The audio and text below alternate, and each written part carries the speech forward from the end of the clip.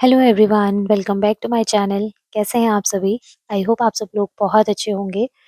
तो आज का टाइटल आप लोगों ने देखा होगा, कम मेहनत में पूरा घर साफ। ये सुनकर आप लोग शायद चौंक गए होंगे कि ऐसा कैसे मुमकिन हो सकता है। लेकिन मेरा विश्वास करिए, अगर आप स्मार्ट तरीके अपनाते हैं तो ये भी मुमकिन हो सकता है। आज के इस वीडियो में मैं आपके साथ कुछ ऐसी ही टिप्स शेयर करूँगी जो पहले मुझे भी नहीं पता थी, लेकिन जब से मुझे ये चीज़ें पता चली है तब से मेरी क्लीनिंग और घर की साफ-सफाई के लिए, घर को ऑर्गनाइज़ रखने के लिए बहुत ज़्यादा हेल्प हो चुकी है। तो मैंने सोचा आप लोगों के साथ भी ये वीडियो शेयर किया जाए। और इससे पहले जो मैंने आपके साथ वीडियो शेयर किया था, वो भी बहुत सारे लोगों ने पसंद किया है। तो अगर आपने अभी तक वो वीडियो नहीं देखा है तो प्लीज़ जाकर ज़रूर देखिए। सो चलिए आज का वीडियो स्टार्ट करते हैं। घर को व्यवस्थित रखने का सबसे बढ़िया तरीका होता है डीक्लटरिंग, लेकिन एक साथ सब कुछ कर पाना पॉसिबल नहीं होता। इसलिए आप इसको ना 20-20 के रूल में डिवाइड कर सकते हैं। पहले मैं सोचती थी कि काम ही तो हैं घर के, चाहे किचन का करो पहले या फिर बेडरूम का करो, क्या फ़र्क पड़ता है। लेकिन सच कहूँ, जब से मैंने ये रूल अपनाया है ना, तब से मेरी लाइफ बिल्कुल चेंज हो गई है। पहले मैं कभी किचन में काम करती थी तो तुरंत अंदर भाग के फिर बेडरूम को सेट करती थी, फिर याद आता था अरे किचन में तो मैंने काउंटर टॉप को क्लीन ही नहीं किया, फिर भाग के आती थी, फिर वहाँ पे सफाई करती थी, फिर घर में आती थी, मतलब इतना ज़्यादा दिमाग इधर-उधर होता रहता था ना। और फिर याद आता था अरे मैंने तो अभी कपड़े ही नहीं धोए या कपड़े नहीं भिगाए। तो पता है क्या होता है, ये चीज़ ना हमारे दिमाग में बहुत ज़्यादा मतलब एक कहते हैं ना कि कचरा जहाँ पर भरा होता है ना, वहाँ से आप अपने काम की चीज़ नहीं निकाल सकते क्योंकि वहाँ पर कचरा भरा हुआ है। सेम वैसा ही होता है हमारा दिमाग। वहाँ पे इतनी सारी चीज़ें भरी होती हैं, इतने काम भरे होते हैं, एक हाउसवाइफ़ ही जानती है कि हमारे दिमाग में कितनी चीज़ें चल रही होती हैं। तो हम लोग क्या करते हैं ना, उसी में पिस कर रह जाते हैं। अचानक से याद आता है तो हम भाग-भाग के चले जाते हैं। हमें इसके बजाय पता है क्या करना चाहिए? अपने फ़ोन में टाइमर लगाना चाहिए कि इतने मिनट में मुझे किचन का काम करना है या इतने घंटे में मुझे किचन का काम करना है। उसके बाद टाइमर लगा के आप अपने बेडरूम में जाइए या फिर एक लिस्ट बनाइए कि इस बेडरूम में मुझे क्या-क्या चीज़ें हैं जो सही करनी है। तो यकीन मानिए, अगर आप ऐसे करके अपने काम सेट करते जाएँगे ना, तो आपके काम बहुत ही आसानी से हो जाएँगे और ज़रा से भी परेशानी नहीं होगी। तो यहाँ पर मैं आप लोगों के साथ एक छोटा-सा क्लिप शेयर कर रही हूँ अपने बेबी के साथ का। अव्यान जो है खाना खाने में ऐसे ही हमेशा नखरे करता है और इतना ज़्यादा परेशान करता है ना कि मैंने जो उसके लिए खाना बनाया होता है उसको खाने के बजाय वो फेंकने लगता है। तो इसने अभी मेरे हाथ से पता है जो मैंने खाना बनाया था वो गिराने ही वाला था। बड़ी मुश्किल से मैंने उसे 2 चम्मच खिलाई है। बहुत मुश्किल लगती है, मेहनत खाना बनाने में इतनी लगती है लेकिन वो खाता नहीं है। तो क्या कर सकते हैं? ख़ैर चलिए वीडियो में आगे बढ़ते हैं। तो जैसा कि मैंने कहा कि घर की क्लीनिंग के लिए अगर आप टाइमर लगाएँगे और उसके साथ में लिस्ट बनाएँगे, तो आपका काम बहुत जल्दी-जल्दी होने लग जाएगा। इसके बाद बारी आती है कि घर को डिक्लटर करने के लिए। जैसा आप जानते हैं सभी घर में ऐसा होता है। ऐसा कोई नहीं है जिसका घर एकदम हर टाइम परफेक्ट ऑर्गेनाइज़ रहता हो। लेकिन वो लोग पता है क्या करते हैं, जिनका घर आपको ऑर्गेनाइज़ लगता है, वो अपने घर में अलग-अलग तरीके के ऑर्गेनाइज़र लेकर आते हैं जो कि दिखते नहीं हैं घर के सामने। मतलब जैसे हमने चीज़ें फैला रखी हैं, तो एक ऐसा ऑर्गेनाइज़र आप लेके आइए, कोई बास्केट हो गया या कोई भी ऐसा बंद जगह जहाँ पर आप अपना सारा बिखरा हुआ सामान या बच्चों के खिलौने या फिर कुछ ऐसी चीज़ें हैं जो आप दिखाना नहीं चाहते, वो सारी चीज़ें वहाँ पे छुपा के रख सकते हो ताकि वो किसी को दिखे नहीं और आपका घर कम से कम थोड़ा ऑर्गेनाइज़ लगे। क्योंकि मैंने बहुत सारे लोग देखे हैं जहाँ पर घर में सारी चीज़ें फैली रहती हैं, लेकिन वो ना छुपाने के बजाय उसको वैसे का वैसे छोड़ देते हैं और फिर बाद में परेशान होते हैं कि हमारे घर तो बिल्कुल कचरा जैसा लगता है, हमारे घर में तो ऐसा लगता है कि हमने सफाई की ही नहीं है, जबकि हम दिन भर लगे रहते हैं, फिर भी क्या कमी रह जाती है जो हमारा घर ऑर्गेनाइज़ नहीं रहता। तो यही कमी रहती है फ्रेंड्स। और वीडियो में आगे बढ़ने से पहले आपको मैं यहाँ पे एक छोटी-सी एक और क्लिप दिखा देती हूँ। तो एक्चुअल में यहाँ पे हमारे अगस्त्य ऋषि मुनि महाराज जी आए हुए थे देवर यात्रा पे। तो उन्हीं की देखिए ये डोली जा रही है, आप सभी लोग भी आशीर्वाद ले लीजिए। तो यहाँ पे ना जो मुनि महाराज जी का मंदिर है, अगस्त्य ऋषि का मंदिर है, वहाँ पर लगभग शायद कह रहे हैं 14 साल बाद मुनि महाराज जी बाहर आए हैं और ये सब जगह घूमने इसी तरीके से जाते हैं। तो सभी के घरों में जाते हैं। बहुत अच्छा लगता है इस टाइम पर ढोल बजते हैं और शंख बजाए जाते हैं। बहुत खुशी मिलती है। अभी मैं तो वहाँ गई नहीं हूँ, पर कह रहे थे कि शायद इधर की तरफ भी आ सकते हैं। जब आएँगे तब हम भी आशीर्वाद लेने चले जाएँगे। और बस यहाँ पर एक छोटी-सी मैंने आप लोगों के साथ क्लिप शेयर की है। तो फ्रेंड्स अब बात करते हैं नंबर सेकंड टिप। तो जो सेकंड नंबर पे मेरी टिप है वो है स्मार्ट क्लीनिंग के लिए आपको स्मार्ट टूल्स की भी ज़रूरत पड़ेगी। जैसे अगर आपको किचन क्लीन करना है, काउंटर टॉप क्लीन करना है या घर की कोई भी जगह पर गंदगी जमी है उसे क्लीन करना है, तो सबसे बेस्ट रहता है माइक्रोफाइबर क्लॉथ। अगर आप माइक्रोफाइबर क्लॉथ नहीं लेना चाहते हैं या नहीं ले सकते हैं, तो आप क्या करिए, जैसे घर में बहुत सारे ऐसे पुरानी टी-शर्ट होती है ना जो बिल्कुल रबर की तरह होती है, जैसे हमारी लेगीज़ होती हैं, तो अगर आपके पास पुरानी लेगिंग्स पड़ी हुई है ना, तो उन्हें कट करके देखिए, वो तो मतलब और भी बढ़िया काम करते हैं, माइक्रोफाइबर क्लॉथ से भी बढ़िया काम करते हैं। मैं तो उनका ही इस्तेमाल करती हूँ, आप भी करके देखना, सच में बहुत अच्छे होते हैं।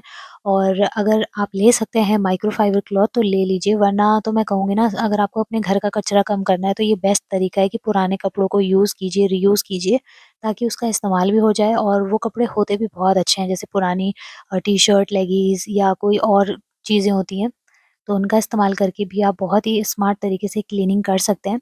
नंबर 2 पे आता है, आप अच्छे से क्लीनर लीजिए, जैसे घर में चिमनी होती है या फिर कहीं पर चिकनाई जमी हुई है, या फिर आप डीआईवाई क्लीनर भी बना सकते हैं, जिससे कि बहुत ईज़िली क्लीनिंग हो जाती है। लेकिन अगर आपके पास इतना टाइम नहीं है कि आप घर में क्लीनर बनाएँ, तो आप मार्केट से ले सकते हैं। बहुत ही अच्छे-अच्छे ब्रांड के होते हैं जो चुटकियों में मतलब चिकनाई को क्लीन कर देते हैं, तो आपका समय भी बचता है और मेहनत भी बिल्कुल कम लगती है। दूसरा आता है, हर रोज़ आपको छोटे-छोटे टास्क लेने चाहिए।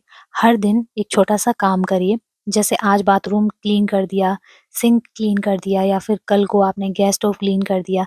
इससे आपके घर में ना गंदगी जमेगी नहीं और आपको 1 दिन निकाल के पूरा टाइम एक ही दिन में नहीं देना पड़ेगा।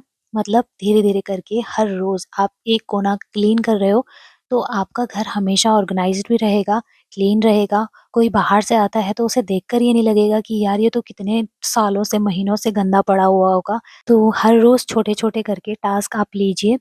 दूसरा आता है किचन। हमारे घर का सबसे इम्पोर्टेंट जो हिस्सा होता है ना, और एक हाउसवाइफ़ का कहना चाहिए जहाँ पर असली दिल बसता है, वो होता है घर का किचन। तो अगर घर का किचन आप हमेशा रात को सोने से पहले एक बार क्लीन कर लीजिए, सुबह जब आप उठेंगे और आप एक फ्रेश किचन में जाते हैं, तो आपके दिन की शुरुआत बहुत अच्छी होती है। और मैं हर वीडियो में बोलती भी हूँ कि मैं रात को किचन अच्छे से साफ़ करके सोती हूँ। किसी वजह से अगर आप बर्तन क्लीन नहीं कर पाते हैं रात को, या आपके घर में मेड आती है, आप रात को बर्तन छोड़ देते हैं, तो एटलीस्ट आपके जो बर्तनों पे गंदगी जमी है उसे आप क्लीन करके सोइए। मतलब बर्तनों में जो खाना बचता है उसे आप डस्टबिन में डाल दीजिए, तो उससे आपके घर में ना बीमारियां भी नहीं फैलेंगी। जो कॉकरोच वगैरह आते हैं वो ज़्यादातर ऐसे ही खाने की तलाश में हमारे किचन में आते हैं, वरना उन्हें कोई शौक तो है नहीं कि वो हमारे किचन में घूमने आ जाए।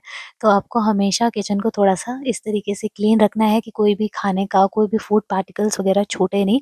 आपके जो किचन की सिंक में जो सामान है, उसको मतलब जो बर्तन हैं उन्हें आप क्लीन करके तब सोएँ, तो आपका किचन काफ़ी हद तक सुबह आपको एकदम क्लीन मिलेगा और सुबह-सुबह आपको भाग-दौड़ नहीं करनी पड़ेगी।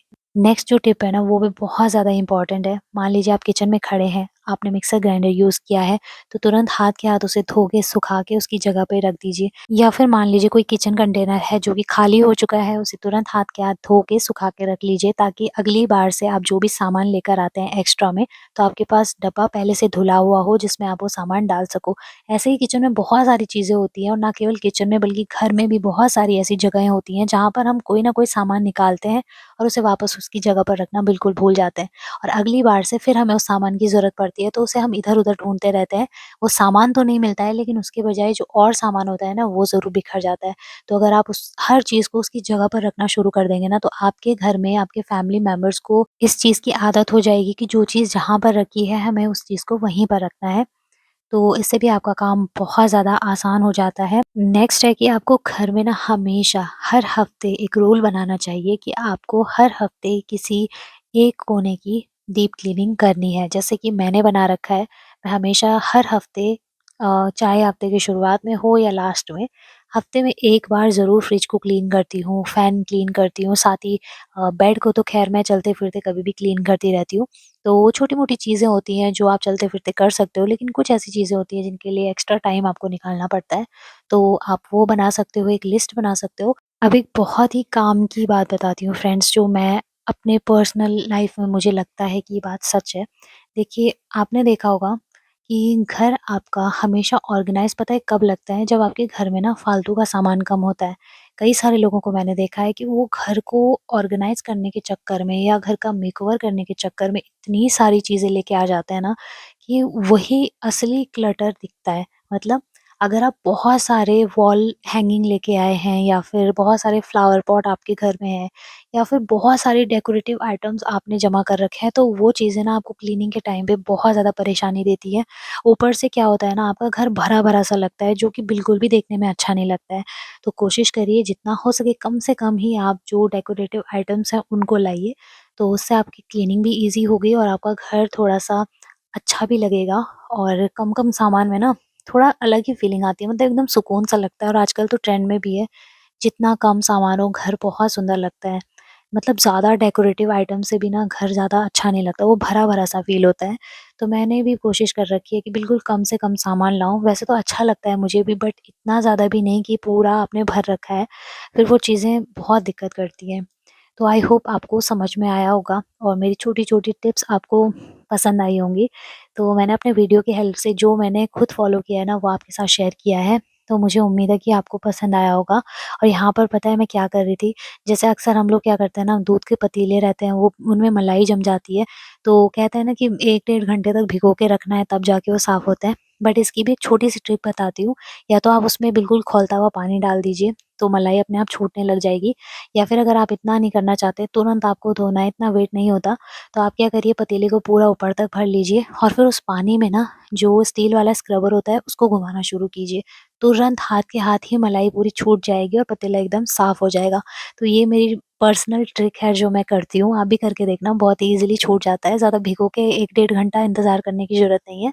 और पानी गरम करने का भी अगर इंतज़ार नहीं कर सकते हो, तो ये वाला तरीका आज़माना बहुत ही सही है। तो इन ट्रिक से हम भले ही अपने घर के कामों को ख़त्म नहीं कर सकते हैं, लेकिन स्मार्ट वे में कर सकते हैं और फटाफट कर सकते हैं, बिना किसी मुसीबत के, बिना किसी थकान के। सो आई होप आपको आज का वीडियो पसंद आया होगा। पसंद आए तो वीडियो को लाइक ज़रूर करिएगा और अगर आप लोग मेरे चैनल पे नए आते हैं तो प्लीज़ मेरे चैनल को सब्सक्राइब ज़रूर करिएगा। फिर मिलूँगी आपसे एक नए वीडियो के साथ, तब तक के लिए love you all, take care.